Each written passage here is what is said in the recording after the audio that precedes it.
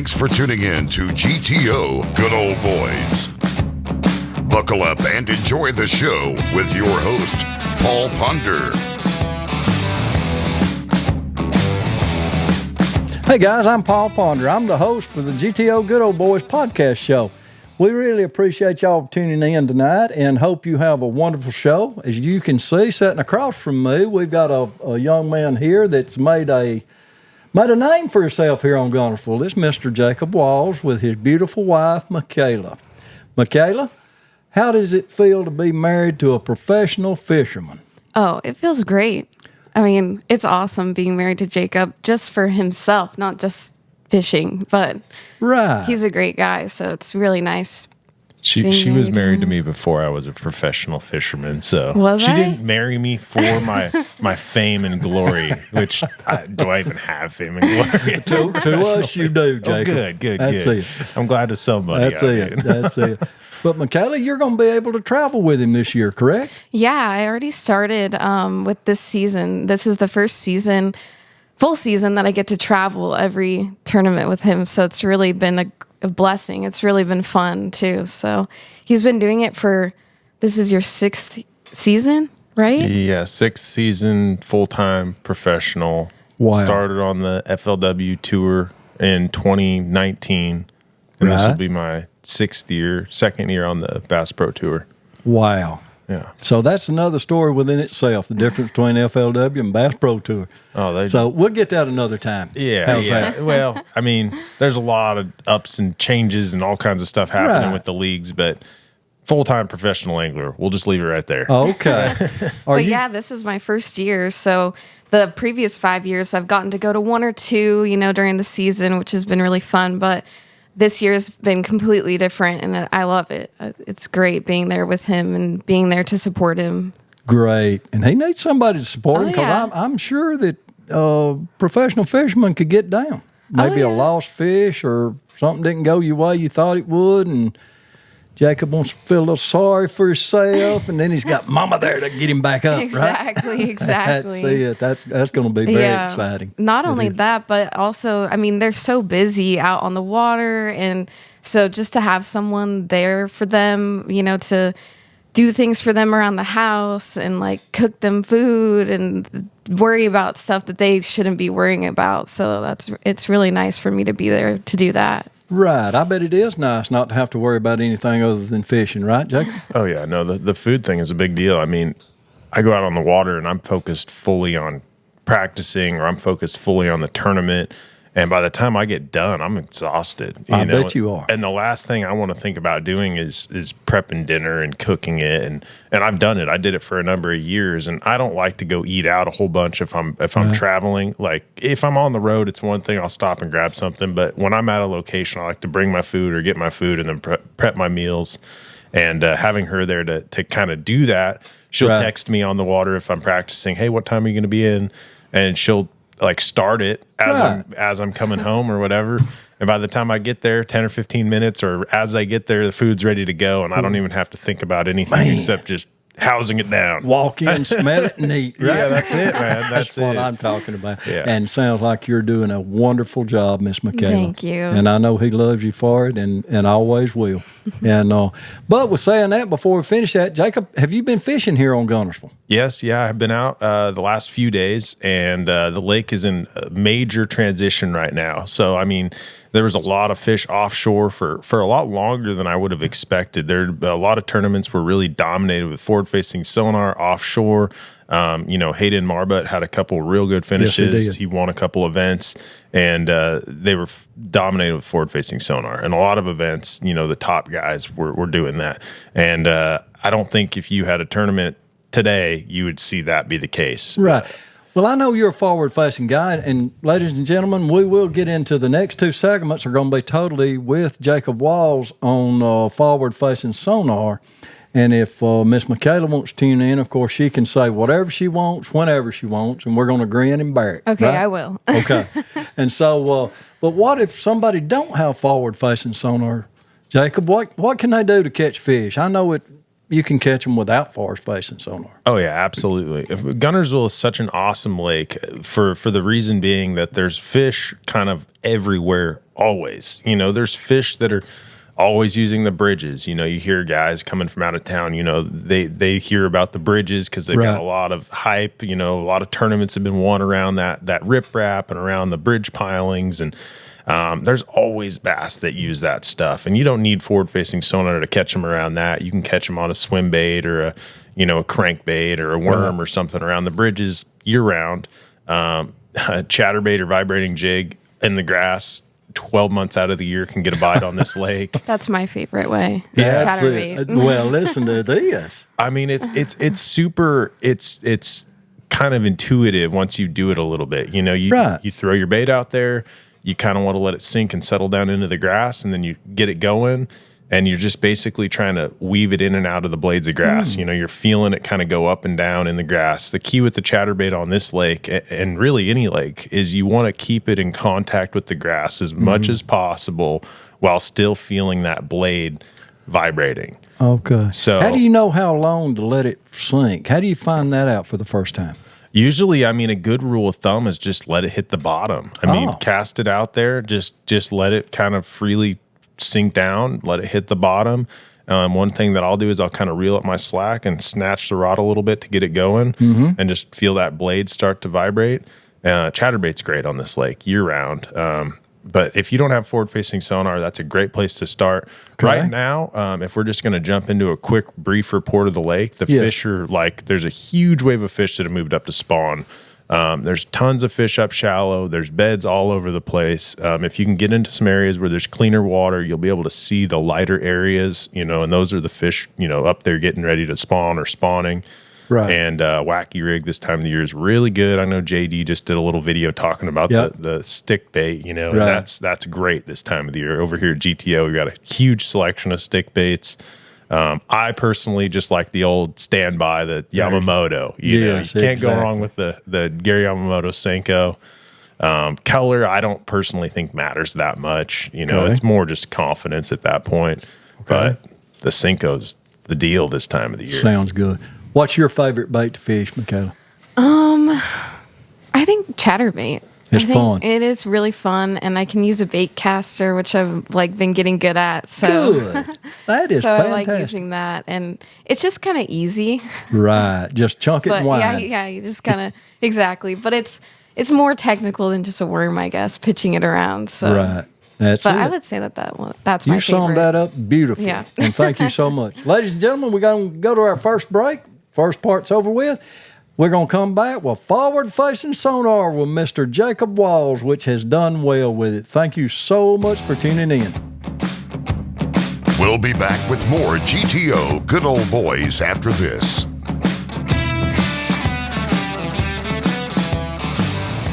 In the fast-changing world of forward-facing sonar techniques, many lures fail to match the innovation of the technology. Until now. Introducing the sway head from Ducket Fishing, a unique jig head designed to work seamlessly with the sway minnow, providing an irresistible swaying roll. The high center of gravity in the sway head's design creates side-to-side rocking and swaying action that attracts fish. Proven effective by Ducket Pro Jacob Wall, the sway head helps anglers catch more fish and shortens the learning curve for forward-facing sonar techniques.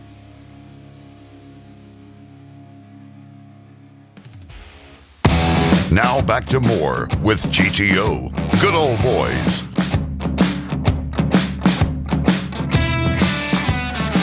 Hey guys, welcome back with us. We got Miss Michaela and Jacob Walls here with us, and we're going to get into some forward-facing sonar. But prior to that, to make all of his days good, we got Miss Michaela that you tell me what she does while she's out there, how she's going to help you. Well, so we kind of briefed into it earlier about how she helps with stuff around the Airbnb. We usually stay at an Airbnb or different little, places when we travel. But she's been taking on some of my social media stuff as well, helping with like my YouTube channel. Good. Yeah, I've got a little bit of a YouTube channel going. It's nothing huge, but I've got a awesome subscriber base there that supports me and watches the videos and stuff. Right. And I do like a super broad variety of videos, ranging from, electronic videos all the way to boat walkthrough stuff, all the way to fishing content and, bank fishing ponds, just kind of a little bit of just great. a look into what I do. I try to keep it pretty diverse. I don't know. I just keep it very diverse on my channel. Exactly. Yeah. Well, you have to, because you're talking to so many people. That's it. And how do you enjoy doing it? I love it so far. I can't believe he was editing and posting YouTube and also fishing.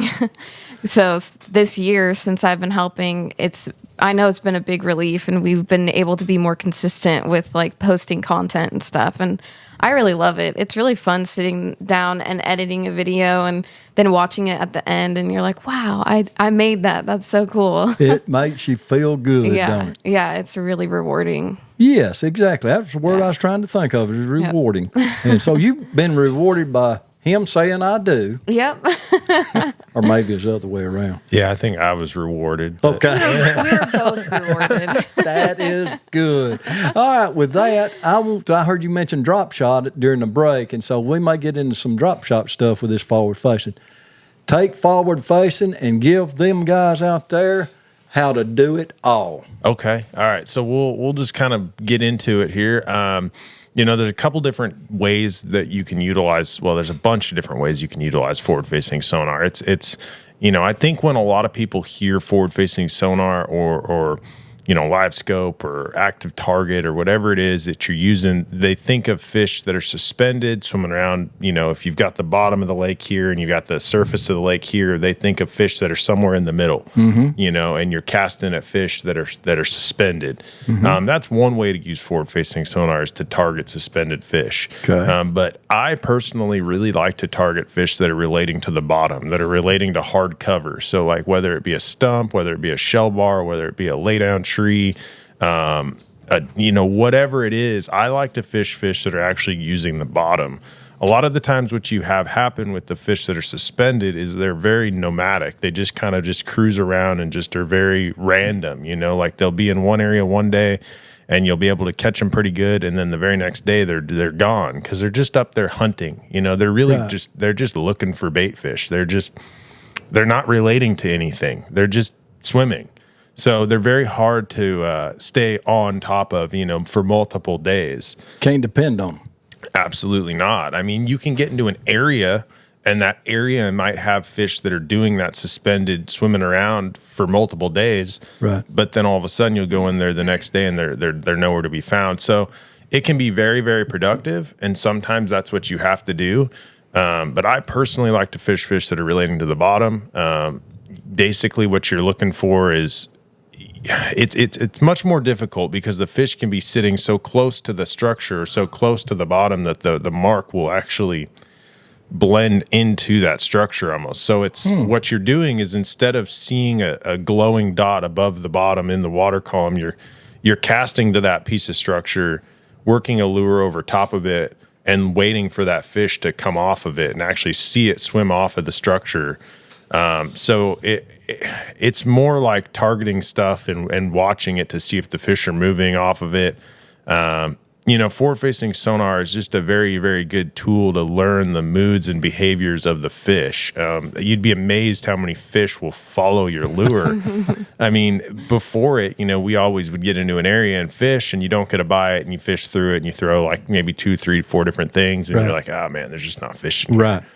That's not the case. They're there. They're there. They're a lot of everywhere. They are. They're a lot of times all over the lake, and they're just not in the mood to bite.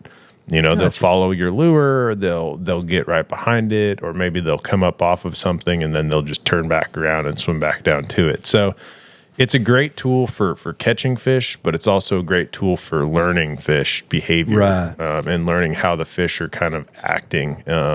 And what it allows you to do is, if you go through an area and you don't get any bites, you can see fish move around, chase your bait, and move for your bait, and then you can make adjustments and try different lures in order to make those fish maybe bite. Doesn't always work, but sometimes it How really do you know does. when to leave and when to not? just time on the water. You just gain some experience of fishing for them. You've got to have there's a happy medium between spending way too much time, yes, right, and not spending enough time, and moving too fast or moving too slow. And you've got to find that kind of that speed or that cadence of where you want to, how you need to move around. And day by day it changes, and the way the fish are kind of acting, it changes. But in short, forward-facing sonar is a great tool for catching fish that are suspended. It's a great tool for catching fish off a structure, and it's a great tool for learning the behaviors of fish. You can throw tons of different lures on it, and and watch the fish move for your bait, and it's great with tons of different things. From a jig, a worm, jerk bait, swim bait. You could throw a spinner bait, chatter. You could throw anything on forward-facing sonar and watch a fish swim after your bait. From my experience, some of the best things to throw are, like a drop shot. If the fish are, you cast to them, they'll follow it down. You can shake your little worm, they'll go down and get it. Drop shot, like a Nico rig worm. You could throw like a jig or something slow is good. If the fish want to follow it down, they'll either eat it off the bottom. But a jerk bait is really good on forward-facing sonar. You can watch the fish, you can make them react to it. And then a swim bait's really good on there too. You can swim it over their head, and they'll come up. That's and fun to watch. Yeah, it is. It is a lot of fun. What do you think about it? How do you sit there and watch it and they don't get it? What do you say? It's frustrating, and it's like, what exactly? Like, when do you know when to give up? Like on the fish, it's like you see it and you want them so bad to bite your bait, and it's like it's so hard not to keep trying. Right, exactly. But I think it's really cool. It's fun watching them, like the behavior of the fish, like even if they don't bite it, like going after the bait. It's so cool to be able to see them do that. Time passes pretty fast. Oh yeah, oh yeah. Well, that's good. And you thought it's because she was liking spending time with you, right? Yeah, I mean, I, when we first started fishing together, that's what I thought. I thought, oh man, she actually likes to fish. Like when we first got together, and then it was like, no, she just wanted to be around me, I guess. I don't know why. Just I don't mind keep fishing. thinking that, okay? Now she's like, I don't know. Can we go to the house? That's it. Well, guys, we've got to take another quick break, and when we come back, we're going to finish up with forward-facing sonar part 2. So I guess we can say forward-facing sonar 202. Yeah, there you go. There you go. Back with Jacob and Michaela. See y'all in a few. We'll be back with more GTO Good Old Boys after this.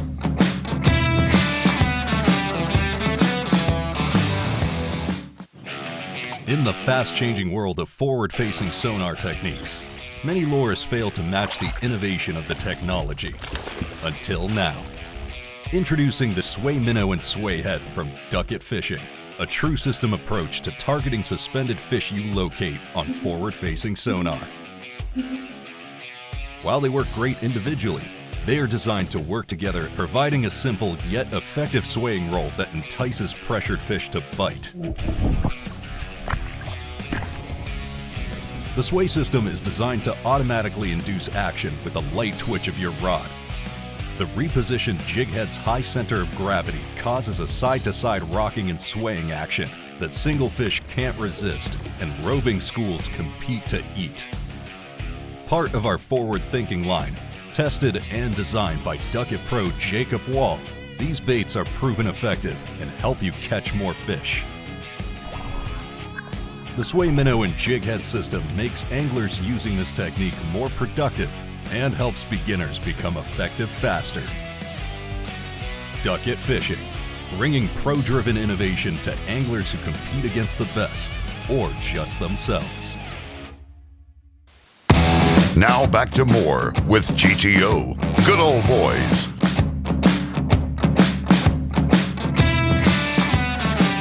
Hey guys, welcome back. Michaela, Jacob Walls, they're here again. They hadn't left yet, and I'm tickled to death. But what we're going to do is going to get into a little in-depth stuff, and Jacob's going to let you know what is big out there right now as far as forward-facing, the baits that they are, and how to fish it. Just listen to him close, and then you've got 3 choices for forward-facing. As you said, you got Garmin, Lowrance, and Humminbird, correct? Mm-hmm. Oh, yeah. And so you've got all 3 choices, and he might even be nice enough to tell you which one he prefers. So, Jacob, take it away. Yeah. I mean, we can get right into that. I work with Lowrance. I use Lowrance. I use the Lowrance Active Target 2, and I've got it on an HDS 16 live unit up front. Wow. So I've got 16 inches of screen to look at. It's like a TV. I bet it is. It's nice though. You know, the bigger the display, everything just is larger. So when you Crisp. see your bait, it's just bigger. It's just a little bit easier to see. Okay. I've got it on a Boat FX mount, so it pulls it up a little bit off the deck. We got Buddy over here meowing. Yeah, I hear Buddy. Buddy may come in here. But anyway, it keeps it up a little bit, the Boat FX mount. It keeps that 16 pretty close to me so I can see it. It's not way up, you know, but it's reasonable to where if I go up shallow, Right. I can pitch around. I'm not hitting it. But I like my Lowrance setup a lot. The Garmin stuff's really good too. The new not Active Target, the LVS 34 transducer. It's the newer transducer. It's really good as well. But yeah, no, I mean, any forward-facing sonar that you can get is going to be beneficial. It's going Right. to learn, teach you stuff. You're going to learn from it. But once you get it dialed in, you get your settings all right, and you kind of understand what you're looking at, and you can determine fish, what you're seeing, where the fish are. One of the things that I will say as far as settings go briefly is you want to keep, for bass, you want to keep your distance set out further. You want to keep it set somewhere between, 190 to 120 feet. 100 feet is kind of a good starting place, 100 feet. You can go shorter, you can go 80, but what you tend to have happen when you go shorter is you'll see the fish, and by the time you see the fish, it's not that far from the boat. So as you see it and you start to work it and cast to it and get closer and closer and closer to the fish with your bait. Well, Buddy's made his appearance. I'm sorry, but That's funny. I was asking Paul if Buddy had ever been in one of these. This is his first appearance right here, and he don't like the water. he knew that I asked about him. That's He's like, right. let me get up here and get in this podcast. And I'm sorry for the breakup. That's okay. Buddy wants to know more about forward facing too. He There said you he go. likes to set his on 60 feet. He loves fish. I don't know why he has it at 60 feet. I'm trying to tell Buddy right now that you don't want to use it at 60 feet. There you go. No, but you want to have it further than 80 or more, because what happens is when those fish, especially on Guntersville, these fish get a lot of pressure. So when they get closer to the boat, they get much harder to catch. So you want to be able to identify these fish further away from the boat. That way you're making presentations to them before they get close to the boat. The lake's real clear with all the grass in it, so you want to be able to cast to them from a distance. Okay. But yeah, man, we'll get into the baits. The little minnow style baits are very, very popular right now. There's a whole bunch of different ones out there, but essentially what it is, it's like a fluke or like just a solid body, straight tail minnow presentation. Okay. Anywhere from 3 to 5, 6 inches long. Some of these baits that you throw on it are bigger, 4, 5, 6 inches long. And you're rigging it up with some type of jig head. The one I like to throw is the dirty jigs, guppy head. They make it with a 1/0 and a 3/0. So Right. you can either, you can rig up your smaller bait with that 1/0 hook and your little bit bigger baits with the 3/0 hook. And man, it's just a great jig head to put on your little minnow bait. And I'll throw anywhere from 1/8 all the way up to their, 3/8 ounce, just depending on the depth of the fish, maybe the wind conditions. Okay. And man, the deal with the minnow is you want to keep it above the fish. So if you see the mark, you want to keep the minnow over the fish. You don't want it to get down to their level. A lot of times if it gets down to their level, they're just going to follow it. But if you keep it above them, and you kind of see a lot of guys, if you watch, any kind of live footage of tournaments now, you see a lot of guys shaking their rod while they're reeling their little minnow in. And what that's either doing, depending on the jig head and the bait, that's either making the bait just kind of bounce a little bit, or it's actually making the bait roll. Oh. There's a bunch of baits on the market that are trying to get better at that rolling action. We're working on some stuff right now with Duckett. I'm going to have some stuff coming out here pretty soon. Hey, guys, listen to this. Some signature series stuff that's going to do that. That's going to roll. And it's we're working. I'll just say it right now. We're working on a minnow style bait. Right. It's going to be coming out here in the next couple months, more than likely. We're in the production phase of it right now. Good. And you guys will be able to find them here at GTO and Waterfront. We'll try to be the first ones to have them. I guarantee you it's going to be extremely good. I mean, I've been putting it to work all winter long, catching a lot of big fish on it. And it does that deal where you shake your rod and the bait rolls. Gotcha. And for some reason, I don't know why, it doesn't look like how a shad would swim, but something about that roll, it kind of flashes, and they really like that. But you keep it above their head, and it does that rocking kind of action. And I'm excited about that bait. Well, good. Well, the last few minutes, what I would like you to do, and I think you covered it very, very well, and thank you so much. And your remarks that you throwed in is good, and you're fixing to lick your cup again. But tell us about your channel. Tell us how people can tune in and find you and look you up, okay? Yeah, absolutely. Just Jacob Wall Fishing, just my name, fishing, on all my social media platforms. Instagram is where I spend a lot of my time with my just social media postings, Instagram and Facebook. Okay. YouTube, same, Jacob Wall Fishing. But guys, I'm one thing I just kind of reminded myself of when I was talking about the Signature Series baits that are coming out. I just, for the first time ever in my career, I released 3 models of rods with Duckett, Signature Series rods. I've got a 7'4" heavy Pro Series rod. Right. I've got a 7'3" medium heavy Pro Series, and I've got a 7'4" medium cranking rod, which are all my Pro Series rods. You can get them right now. I don't know if we have them in GTO or Waterfront yet, but if we hadn't, we're going to have a problem. I'm going to twist your arm to get them in here. Well, you ain't got a twist because I'm old. It'll break. All right, guys. So you hear it right here. You can get the rods here at GTO and Waterfront soon. Maybe not right now, but they'll be in here soon. That's exactly right. Duckett's just down the road. It's not a hard conversation to have. That's right. I'm excited about that. Very excited. Yeah. Good. And what's the price point going to be on them? They're a little bit higher end rod. They're like the other Pro Series, so they're $199. So just under $200. Extremely light, crisp rods. I tweaked with the designs, and I wanted them to be versatile. The 7.3 medium heavy and 7.4 heavy are just rods you can throw so many different things on out here on Guntersville, and just a nice all around rod. Super excited about them. That sounds great. Well, for y'all, I want to tell y'all how much I really appreciate y'all coming, and I can tell that y'all going to have the best year of your life already. And as long as you can say for each year that passes was the best year of my life, y'all are doing something right. Yeah. Oh, yeah. You always got to look forward. That's look exactly the future, right. Right. Yeah. So what's happened in the past, you can't fix. No. You can fix it in the future. Exactly. That's it. All you can do is think about it. You can't change it. That's right. Thanks, Thank you so much. Thank you for having us. Thank you so much. We appreciate I want y'all to come back sometime, and thank you for taking the time out of y'all's busy day to visit with us. And, absolutely. We wish y'all the best of luck, and congratulations on y'all's marriage and y'all's life together. Thank you. And may God bless you all. Thank you so much. Guys, y'all, thank you so much for tuning in with us, and please watch us next Tuesday night, 6:30 p.m. Give us a look. Thanks a lot. Y'all have a great day.